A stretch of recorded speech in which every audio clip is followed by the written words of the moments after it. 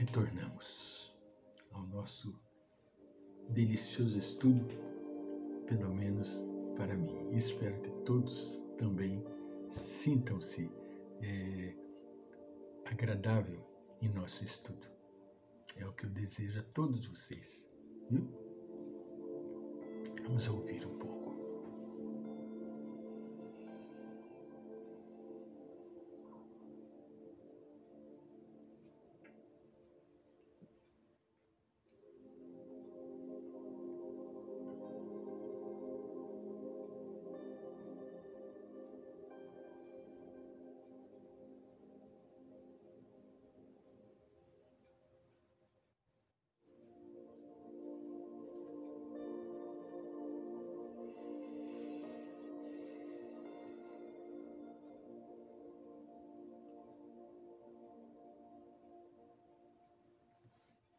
Muito bem.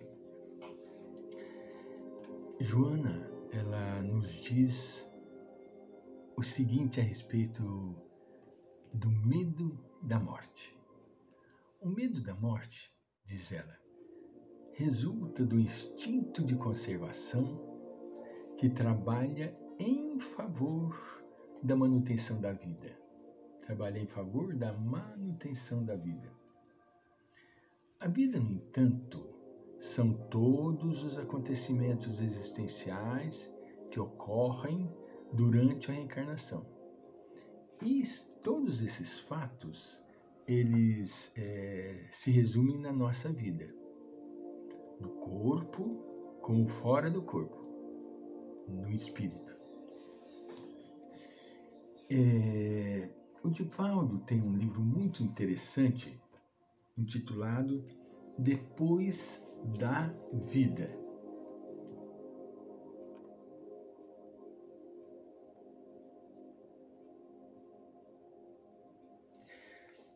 É um livro psicografado por... Vocês notaram que são 3 imagens de uma criatura na capa. São 3 estágios de espíritos que se manifestam. Na primeira parte, são espíritos que se encontram em sofrimento. Vários espíritos, entende? E ali aparece o nome da pessoa, né? Alguns não colocam, mas a maioria tem um nome, né? A segunda parte são os espíritos que se encontram em recuperação. E a terceira parte são espíritos felizes, que já passaram pela feira dos trabalhos e se encontram em estado de gratidão. Eu separei aqui um pedacinho do espírito que recebe o nome, o espírito Leonor Ribas, que nos diz assim: o despertar do espírito além da morte, quando equipado com uma consciência tranquila, é das mais abençoadas concessões de Deus que se pode receber. Olha que coisa linda. O que nós estamos estudando? O despertar da consciência.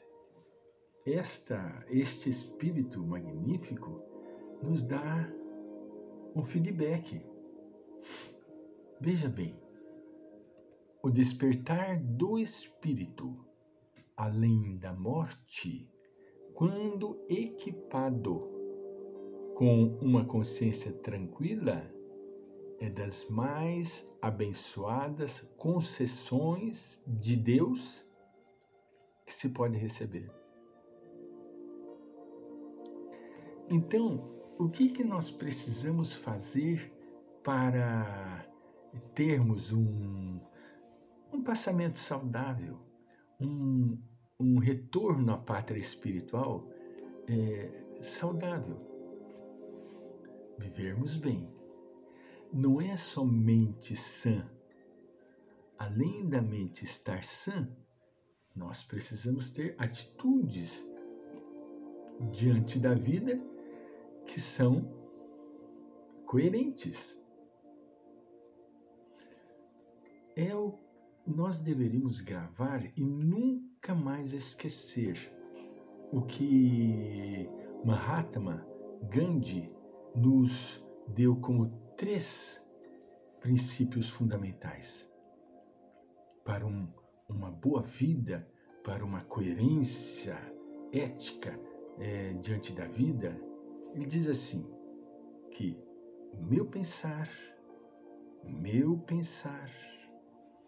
meu falar,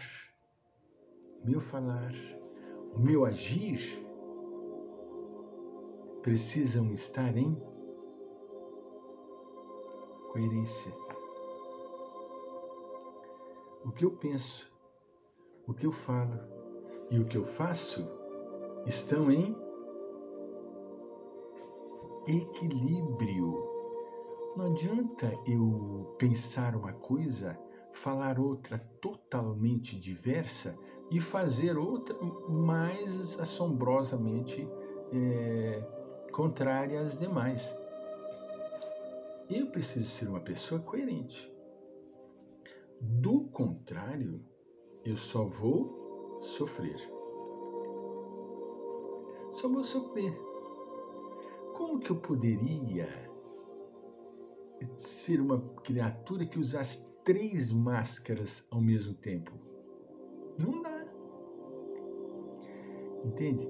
Eu estou falando, estou pensando totalmente diferente, estou agindo completamente diferente. Mas pensar ninguém sabe. Ninguém dos encarnados sabem. Mas e os espíritos que vivem conosco? Eles se sintonizam conosco através do nosso pensamento. Joana continua. A vida, no entanto, são todos os acontecimentos existenciais que ocorrem durante a reencarnação, no corpo, como fora do corpo, no espírito. Então veja bem, são todos os acontecimentos. Se nós fizermos coisas boas, nós estaremos tranquilamente colhendo coisas boas, porque veja bem, veja que ela diz, no corpo e fora do corpo. O nosso espírito tem que estar coerente com aquilo que nós estamos fazendo encarnado. Não dá para nós seguirmos por o pé em 2 canoas e tentarmos velejar. Nós nunca iremos conseguir. As canoas abrem assim, nossas pernas chegam a um ponto, cai dentro da água. Não dá para caminhar com o pé em 2 canoas. Não dá. O próprio Cristo deu-nos o ensinamento.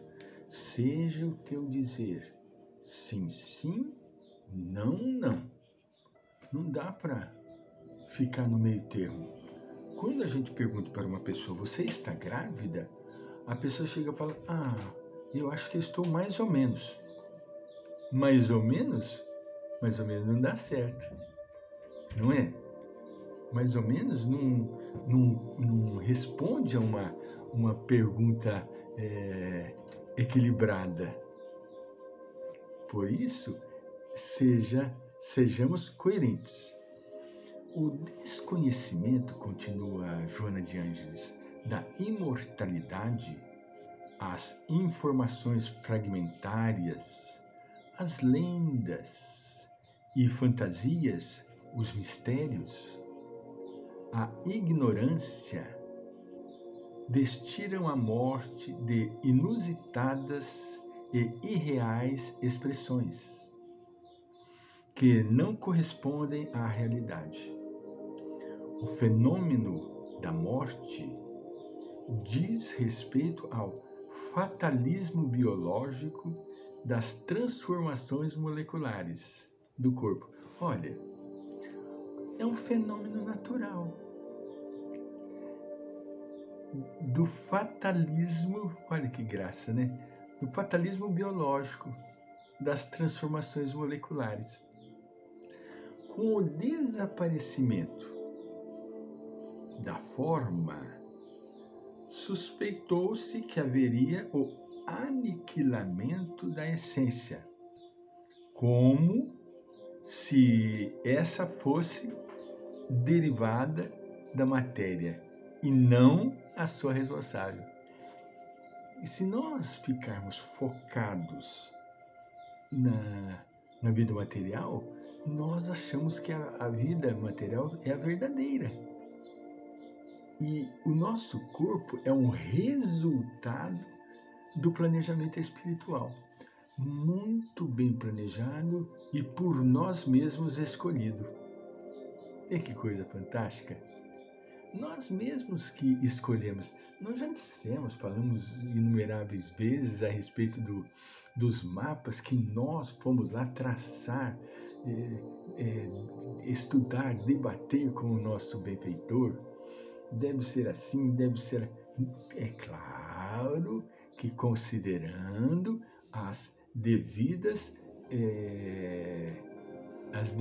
condições de cada um. Nós não podemos ficar escolhendo o nosso bel prazer, não. É assim, não, agora eu não quero assim, eu quero assado.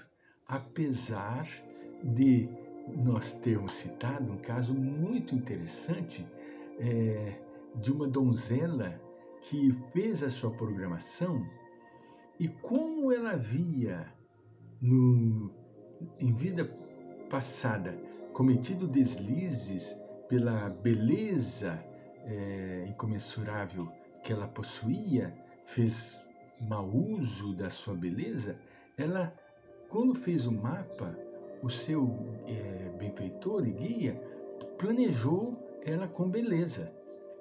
Ela voltou para o coordenador, pediu uma revisão do mapa e, vendo a sua postura corpórea, ela pediu que ela tivesse algumas anomalias não comprometedoras para que não fosse tão bonita e não incorrer no deslize de outrora que provavelmente ela poderia vir a ocorrer.